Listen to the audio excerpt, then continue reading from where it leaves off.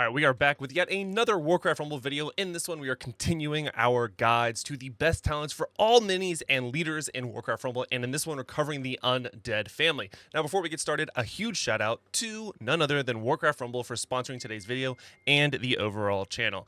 I look forward to covering this because, guys, Undead is probably one of my favorite families in the game, and let's talk about why.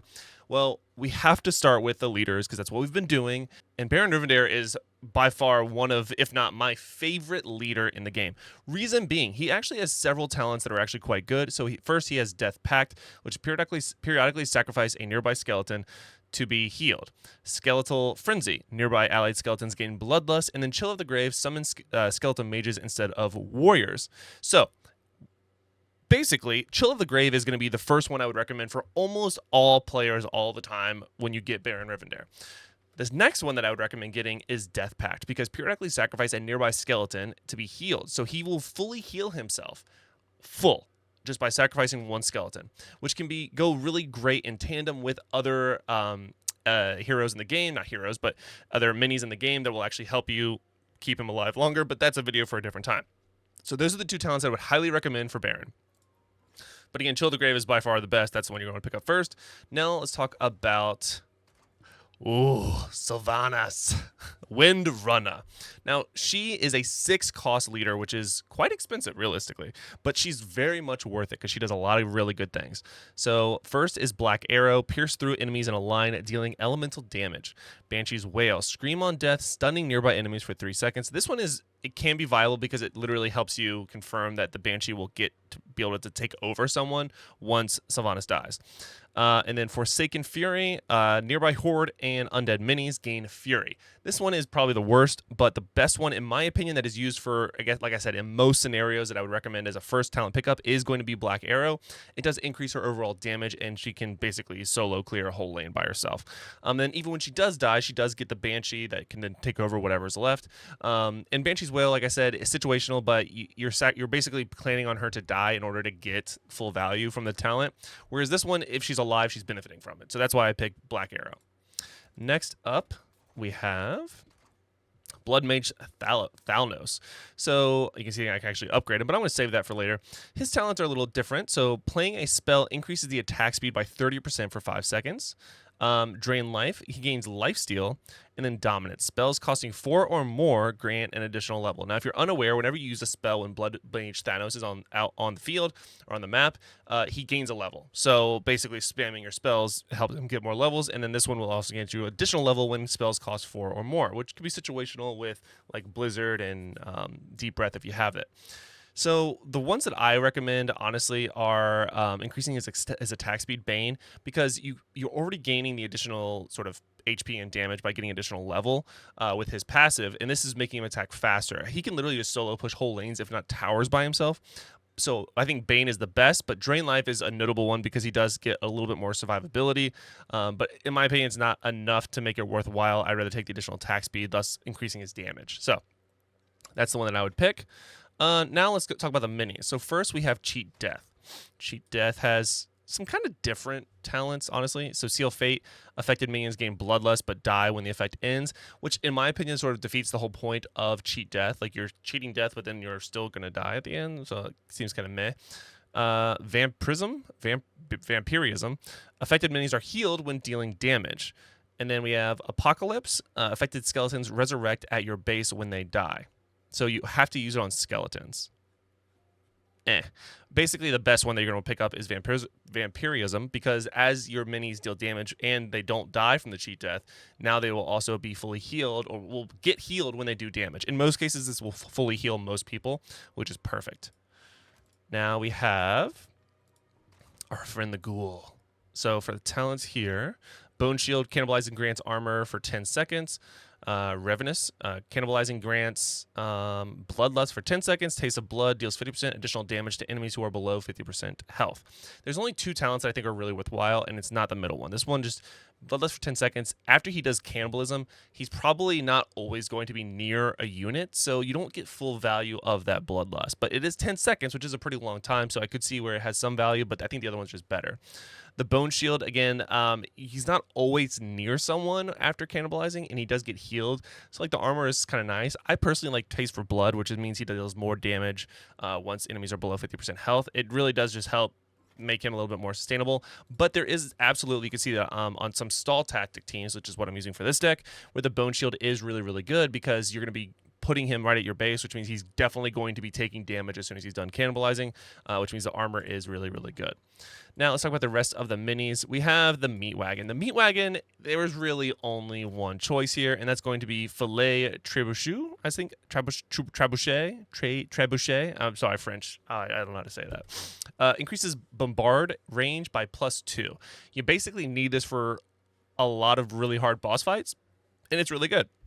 But in case you're curious, if you decide to make the wrong choice, pick a different one, there are Meat and Bones, which is every other attack summons a skeleton instead of dealing damage. Now, you could make an argument that, no, you can't.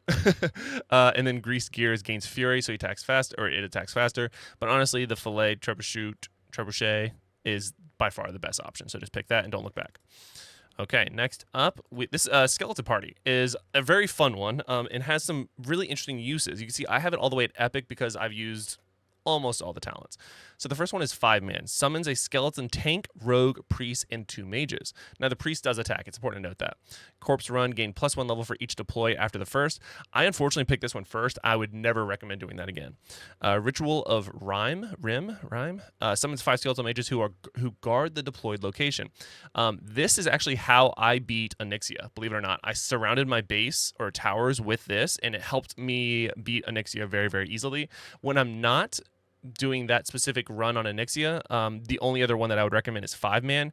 Now this is an unbound unit, so having a tank, it does die pretty quickly, but the priest can heal if it doesn't take a ton of damage.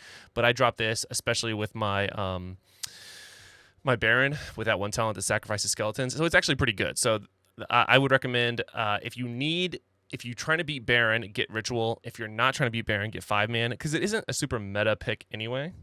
But yes, there's that. Then let's go on to Gargoyle. So Gargoyle has Wing Buffet. Increases movement speed by 33%. Obsidian State. On death, summons a statue with Taunt. Lasts until destroyed. And then Aerial Superiority. Increasing damage from flying minis is reduced by 50%. All of these are incredibly situational, right? You could have value in literally all of them. But I personally think that the first one here, increase the movement speed by 33%, is the best because he moves so slow without it. So that's the one I pick up. But if you picked a different one and you're like, oh no, I picked the wrong one, you can absolutely use all of these. And there's certain metas where different ones are more viable than others. But I think generally speaking, again, what is the best talent? I think it's going to be the one that increases movement speed. Moving on, we have skeletons. Pretty straightforward. So we have questing buddies. So one skeleton gains armor, one gains resistance, and one gains stealth. Then there's Cackle, which gains taunt. And then Exhume, I think is how you say it. If deployed near a tower or meeting stone, deploy +2 additional skeletons. So instead of dropping 3, you get 5. Now, I used questing buddies for the similar reasons that I covered for the other one for Skeletal Party.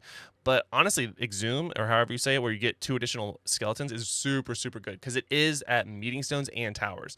So basically, if you get any amount of a tank on a turret and then drop these guys on it as well behind the tank, you can just deal a ton of damage to the turret. Now, they are super squishy, but for 2 gold costs, getting 5 units attacking a tower is pretty valuable in my opinion. Moving on. This guy I actually thought was pretty worthless. I'm going to be honest. Plague Farmer, I thought was pretty bad. But in sieges and even in raids, I actually found him to be pretty niche, especially to 2 costs for how his range is, which is probably going to lead you to be very obvious of what I'm going to pick here. So first we have Parting Gift. On death, summon a pumpkin, which when touched, poisons nearby enemies. Then we have this one, which is on kill, poisons nearby on kill, poison enemies near the target. So it could just help spread the poison and kill them faster. Splash Pumpkins, increase range by +1 and doubles the splash area. Splashing Pumpkins is definitely the one that I would recommend in almost all cases. Like I said, I found a special use for it in sieges as well as in raids. Not necessarily on bosses. You can use it for bosses, but especially on some of like the ranged units because it can actually outrange most units with that. And it's only 2 costs, so it's actually pretty good. Next up is our Necromancer. So Necromancer, again, is one of those ones where I feel like only has one good talent. So Cult of the Damned is the first one. On kill, summon a skeleton. So you get a kill, you summon another skeleton. Jeweled Skulls, summoned skeletal mages instead of skeletons. And then Breath of the Dying, on death, summon 5 skeletons. Now, you could make a decent argument for Breath of the Dying, but I would argue that if Necromancer is going to die, 5 very, very weak skeletons is not going to live much longer if Necromancer died. So I always use Jeweled Skulls for the Skulls of Mages, because Necromancer is also ranged, so it's basically having 3 mages attack at the same time, which is inadvertently making it a better defensive unit because you're able to have a better attack, if that makes sense. Basically, a good defense is a better offense kind of situation. I know it's not quite how the quote goes, but it worked for this one. All right, next up is Banshee. So Banshee is, there's only one you're going to want, and it's going to be Will of the Necropolisis. Hopefully I said that right. Fully heal the possessed target. So generally speaking, you're going to be attacking whatever the target is, and then when Banshee takes it over, it just it keeps the same life, which is kind of eh. But with this talent, it will fully heal it. So if you take a tank from your enemy or PvP or PvE, and it was almost dead, now it's fully healed and it's yours. Super good talent. But in case you're curious what the other ones are, Soul Eruption, possesses target, detonates on death, damaging nearby enemies. Unholy Frenzy, possessed target gains bloodlust for 10 seconds. Honestly, just having more health of the unit I'm taking is all I ever want. It's also a good talent for most PvE, especially towards the end game. Speaking of tanks, let's go ahead and look at Abomination. So he has a few different talents that could be viable. So Noxious Presence, so poison nearby enemies every 3 seconds. Then it has Cannonball on deploy, and at 50% health, stun nearby enemies for 5 seconds. Fresh Meat, after hooking a target, deal double damage on the next attack. This will basically ensure that you can one-hit most enemies with this talent. But I like, because chickens could be really annoying, or any like group damage squad units could do a lot of damage to Abomination, so I usually just run this one, so that way as he's just present and nearby, he deals additional damage with poison. So that's when I run. All right, and that's actually it. Looks like there's probably a few less undead troops compared to everywhere else, but honestly, it's still one of my favorites. All 3 of these leaders I use in PvP. Obviously, Baron is probably in my top 3 almost all the time. And then this guy, the mage, he's good depending on the buffs. And then Sylvanas is just, from a lore standpoint, just an absolute beast because of it's Sylvanas. Like, she led the horde. It's awesome. So that's going to do it for today's video, guys. Let me know what you think about it in the comment section below. If there's any talents you disagree with, let me know. And I will pin the comment if you have a good reason for why you disagree. And if I end up agreeing with you, I'll pin it to the top so more people see it. But once again, thank you so much to Warcraft Rumble for sponsoring today's video. It's been an absolute pleasure working with you guys. And I hope to see everyone in a video very, very soon. See you later. Bye.